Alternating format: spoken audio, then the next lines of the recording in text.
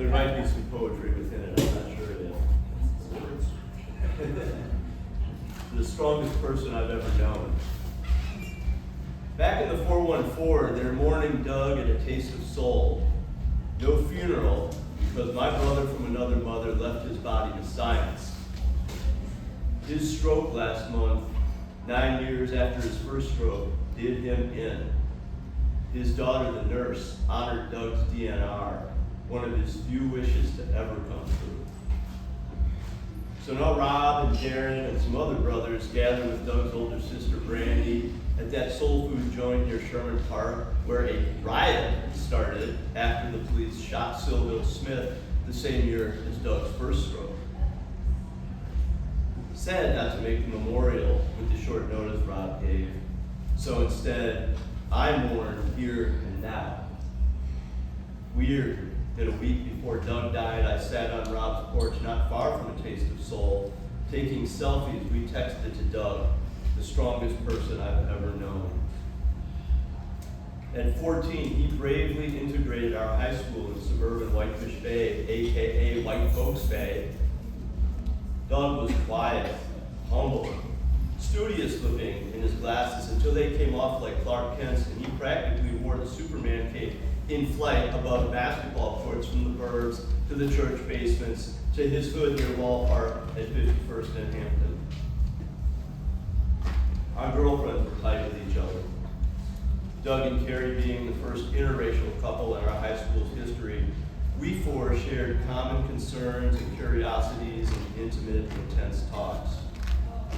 Doug plainly explained he was the youngest of 7 siblings. His 2 eldest, Kenneth and Kimberly, slain on the streets by white men in separate incidents when Doug was 8 or 9 years old. No details. Doug's dignity let us know not to ask to unmask his emotions. He vowed no vengeance, lest he descend into downward spiral. I had to be okay, he said. So I was, and I am. Pop, Frank Armstrong, Kenneth's best friend, became Doug's surrogate big brother and father. After high school, Pop encouraged Doug to hoop his way through junior colleges, earn a master's, and start his own IT business. In Facebook photos, Doug appeared all gym rat and gourmand, living his best life until his first stroke struck. It took months before I could see him at Brandy's. He sat looking semi-conscious on her couch in his Packers jersey, with a walker at his side and a TV tray stacked with saltines and a soft drink. Hey, man! His voice quivered. I sat down and hugged him as hard as I dared. Sniffles escaped him. He shook and cried, and so did I. Sometimes Doug seemed lucid and sharp, recalled basketball players and plays from back in the day, grinned at names of the girls we'd known. Other times, he could not complete a sentence.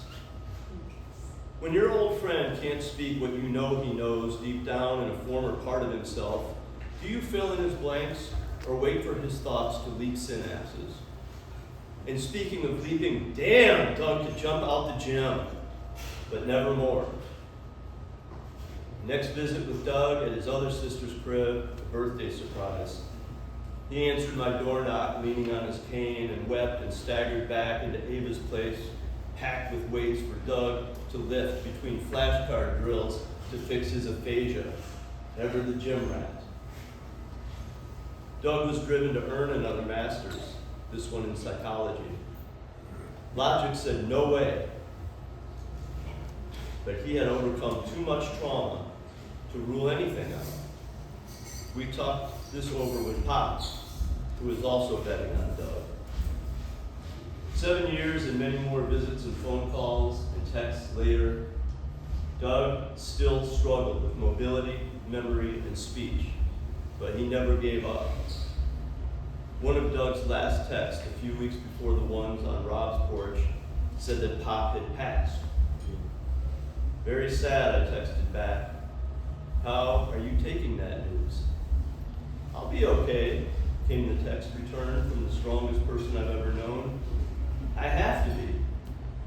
And for all he'd endured, Doug was okay until his dying day.